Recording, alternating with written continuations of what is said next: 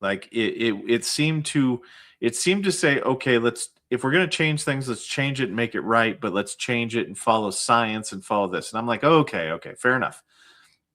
It's not about feelings and all the weirdness. Right. But I'm listening. I have a complete, like, I've watched videos, like people have put out videos. I put out one video just talking about my opinion on the mental health changes. And I hope that they make some changes to what they're proposing. Oh, And interesting statement. yeah, like I really do. Like I know that like different YouTube providers or YouTube people, some of them like the changes, some of them don't like the changes, but not for the reasons why I do or do not like the changes. Okay. Because what they're planning on doing here is they're planning on making it to where the current system can require you to have like hallucinations, delusions, things like that, or like circumlocutory speech, things that can be observed and identified and checked box on a thing. The new system that is proposed is based upon how your symptoms affect you specifically in the spheres of your life. Okay. So, given the symptoms that are on the screen, they're no longer going to use this rating criteria. It's not going to be as a general application. It's going to be specifically for the individual. Yes, which How does sounds that work? awesome. Well, that's the thing. It's based upon subjective communication. So you have to report like, hey, look, this is like, okay, for somebody like me, it would be easy to prove 100%. I suffer from agoraphobia. This 100% of the time affects my ability to socially interact with people. Yes. That would be the easiest way for somebody to prove 100%. Like I am totally impaired in the social category because I can't go out and socialize with people. I'm impaired. My disability impairs me. That is awesome, right? Like you're going to think that is awesome in terms of getting accurately rated. Yes. But the problem is how articulate and how effective the individual is at communicating. So people that are good at communicating will be able to take advantage of the new mental health change criteria to talk and basically share their statements. What if they can't remember their own name or their family members? What if they get disoriented? Exactly. Or what if they are not good reporters? Right? What if they're not good reporters? Then that demographic of our brothers and sisters will suffer under this new system. Oh, Lord. So the most vulnerable, the most severely mentally ill, the ones that don't like paranoid schizophrenics, things like that, like situations where they will not openly talk to the provider. How would they will somebody suffer in a catatonic state that's paranoid schizophrenic, how do they expect them to properly articulate what they're experiencing? Is that reasonable? I mean, obviously the diagnosis comes with some telltale symptoms, right? Yes. So you will have the opportunity for examiners to lean in to situations like that and actually like advocate on the veteran's behalf and go, look, I don't need them to tell me that they're impaired. I mean, this person's been arrested 6 times for, being naked on top of a cop car. I don't mean to say that facetiously or anything like that, but you can use evidence like that objectively so that there would be ways to show that. But what we're talking about mostly, that's for somebody that's in the system, diagnosed, but we're talking about homeless veterans who don't have a diagnosis, who you can't get to go to, this, that, and the other. I see vulnerabilities there. And I see that, those of us that are able to, yes, I'm, a veteran with a disability. I'm not a disabled veteran. That's how I see myself. I'm a veteran with a disability. I do my best. I try to, I've got my impairments, but that's going to work really great for some veterans that can talk and articulate and go to go to the CMP exams. I got an answer. I got a possible answer. You can tell me if this reasonable. Why not take a close family member, such as a spouse or somebody that's taking care of you, to help articulate what you're going through if you can't properly do it yourself? That's going to need to be what happens. So that's going to be the part where we'll have a learning curve. The veteran community will have a learning curve for the new changes to mental health. But that is going to be something that I think everyone should do. If you have a close, like a support network where it's a friend, a family member, something like that, bring them with you if you are not the best at speaking and sharing what it is that's going on with you. Because if you don't, there will be winners and there will be losers in the mental health fight. And I don't like that. Like, I don't like a system. I fundamentally think that if the system is flawed to where the people, the symptoms that we're trying to figure out are, can cause a veteran inadvertently to be lower rated than somebody else that just is better at communicating. Yes. That's the system has failed. Right. And I see this as a vulnerability, as somebody who has provided care to people and somebody that has rated claims. I don't like it. Now, from the rater perspective, and now this is just my perspective. Hey, zombie. I think this will empower the rater to have more say in the mental health ratings. And I have mixed feelings about that too. Because subjective statements, this will all be based upon subjective statements, how the veteran reports things. So the rater could have the ability to say, hey, look, this lay statement by this veteran says this, this, and this. You need to account for this, Mr. Examiner, Mr. and Mrs. Examiner. So there's going to be a lot of opportunities for raters to catch your lay statements. And that's basically it. Your lay statements will have more power and authority in the mental health rating criteria. Okay, I don't want to hog the scene because I got another follow-up question to ask you about that. But we got Raph will say, thank you, HQ, Rater HQ. Great answer. I am rated, but this gives new constant anxiety, making me angry how they keep talking about this like just cause I have a job, it automatically fixes Iraq nightmares. No, and I get you, Raph. I do. I get you. Okay. And that's why I am slow with this. I mean, I'm going, look, guys, the sky is not falling yet. Okay. Like, it's not falling. We've got time. We can adjust to this.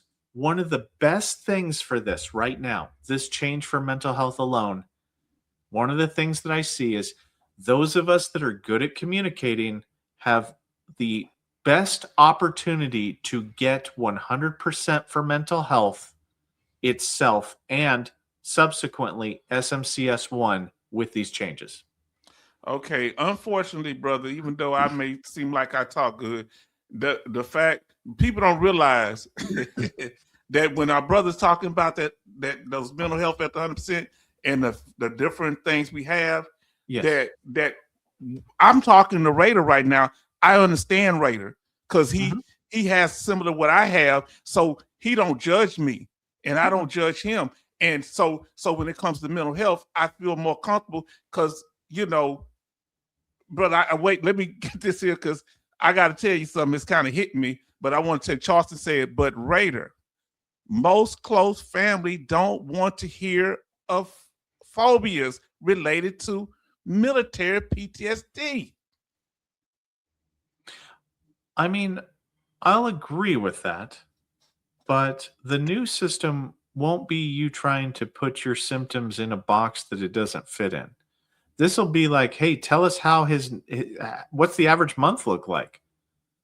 Does he go out? Is he happy? No, he's not happy. He's angry all the time.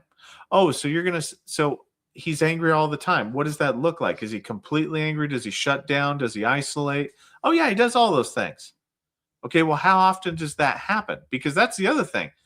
It needs to be completely impairing only 25% of the time. Like Tell me about it. it's not that much time. Like it's like the standard is so low that your family members won't have to say anything that's like out there, No. right? They'll probably happily walk into that room going, "No, he's an asshole." 25% of the time. 25% of the time. That's a good lead up. No, those are rookie numbers. This man is an asshole 70% of the time. You know what I mean? But like I was laughing earlier because I was thinking about when you said you talked about what's that game when you put your hands on the floor, everybody have to touch it. What is it called? Twister. He talked about I was saying, Lieutenant Dan playing Twister. A clear disadvantage. Hold on. Now, brother, family, I ain't never really told y'all, yes, I got mental health, but brother done kind of said it. So, 100% of the time, it don't hit me, but it'll hit me. I have triggers. So, I'm just going to be straight up with y'all, family, that I have extreme paranoia. Remember, I only told y'all about my PTSD. And when I get worked up, there's no stopping me. I have to get somewhere away from people because the police can't stop me. Can't nobody stop me when I feel. And that's why, when y'all see me with the what do you call these people? The trolls. Remember, I told one troll I was embarrassed. I said, "Yeah, you probably work for the VA. You on their payroll." Because when I get worked up, I start connecting dots. And brother, I gotta ask the question because this hits me too. And I ain't saying I'm not. I ain't gonna say not proud of it. It's just a part of my life, bro. How can you communicate when you have persistent delusions and hallucinations?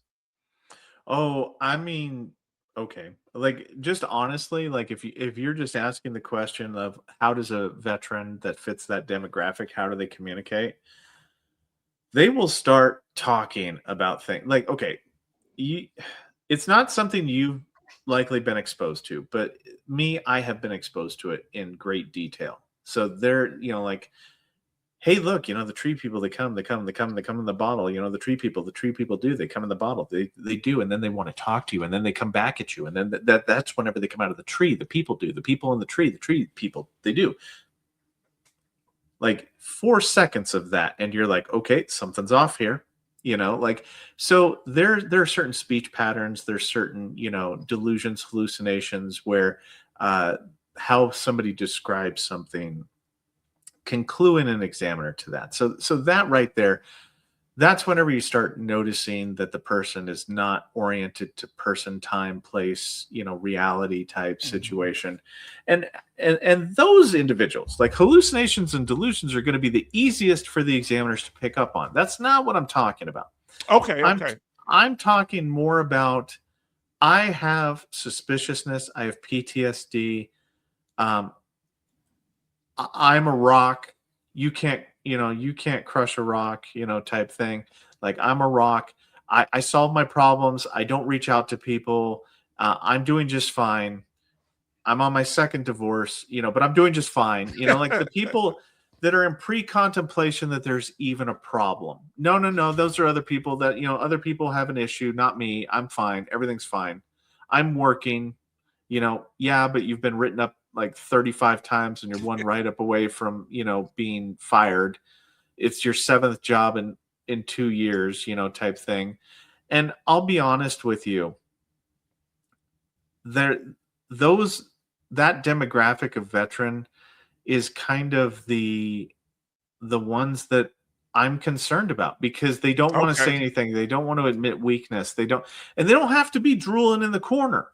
No. Right? Like this new system will help you actually achieve 70, 100% like that. I mean, it does not, like the criteria is so low. I was surprised on how low it is because what happens with 100% nowadays is that you've got to be a paranoid schizophrenic symptom-wise in order to get to 100%. And that's hard.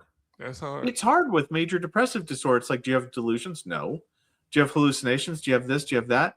Memory loss of close relatives, like of your own occupation, your own name. Like, look at this. Look at this on the screen right here. That a person almost has to be hospitalized. Correct. Or have constant care. Yeah.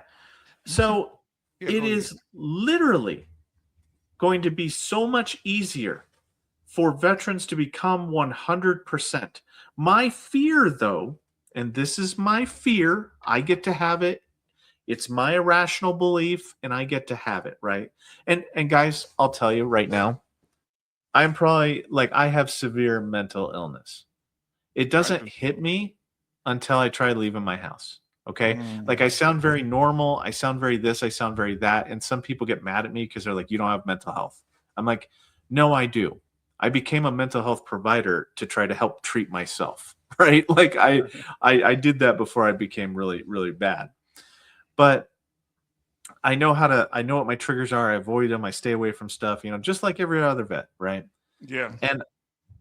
But I'll be honest with you, like, these changes, my fear is that the claims companies, okay? Oh boy.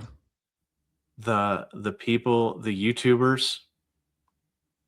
See, I know exactly what to do to get to 100%. Like, I know exactly like, this will be abused. I'm just going on record. I'm making a prediction. This will be abused. The VA will see the highest culmination of 100% that Lieutenant Dan will laugh and cackle into the night. He'll be so happy because it'll prove his point. All right. Well, Zombie, I did provide mental health therapy. So whenever I talk on, in my videos and whatnot, I'm using my mental health provider voice. Okay. So that's why it is smoothing and calm and whatnot. But this is why I think it's going to be like, all hell's going to break loose once this change goes in. Once people get dialed into, wait a minute, all I have to do is just tell them how bad my average month is, and they're going to give me 100%. Literally, I don't have to embellish anything. Nope, you don't have to embellish nothing. You just got to tell them, hey, look, this is what it looks like. This is how bad it is, evidenced by this, this, and this.